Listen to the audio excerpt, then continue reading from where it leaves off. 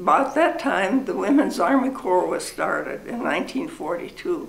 And I enlisted and thinking I would serve at one of our campgrounds in the States. And I was sent to Fort Riley. And when I got there, I found that the only part of the campground that was operated by the federal government or the Army was the military section or the financial section. And that was filled. All the jobs were filled. I was taught how to handle each job and nobody moved. And pretty soon there came a request for somebody to enlist for overseas duty. So I applied. And I went back to Fort Riley and took overseas training, which meant crawling through the ground, you know, and hiking with a gas mask on for 5 miles and anything that the men had to go through for training. Then I had to take that.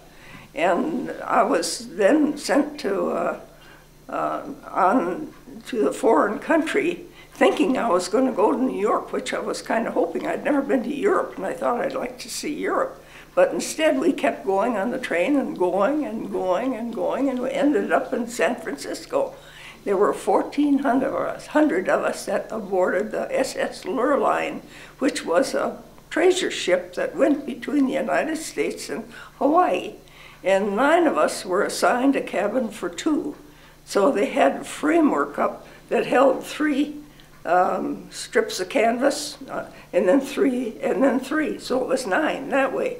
And luckily, I got a top strip where they just had a strip of canvas attached to this metal frame, and there was a little opening for fresh air because our ship was running below the water line, and so we had to keep our portholes closed. Well, we were on the water for 13 days as we sailed to the South Pacific, all 1,400 of us. And just a few of us, whereas General MacArthur's headquarters was there, up at a plateau just over where we landed in New Guinea.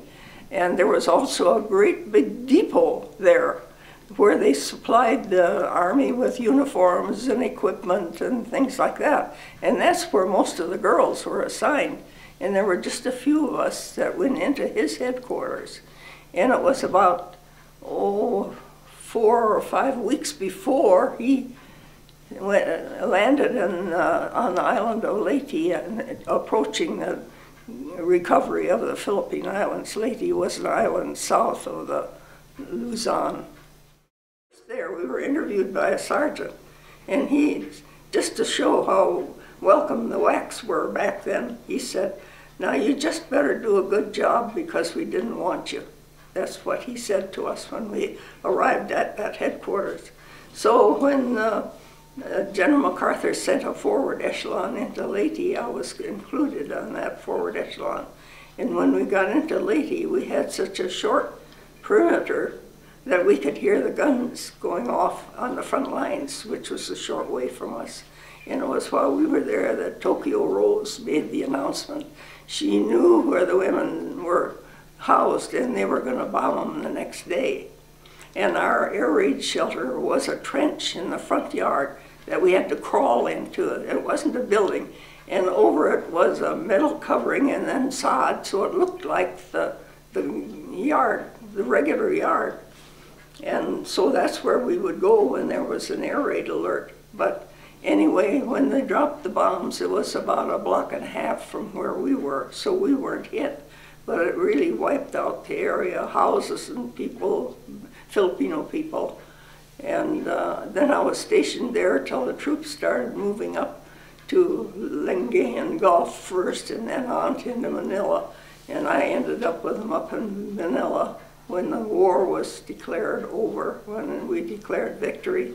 And that's when I got out of the service. Did you ever meet General MacArthur? No, but where our headquarters, where we were situated, was right across the street from the house where he lived. So we could see him pacing back and forth, smoking his corncob pipe. And he spoke to us on occasion, but to get right up to him, I didn't. But he would talk to us personally and tell us what we were supposed to be doing.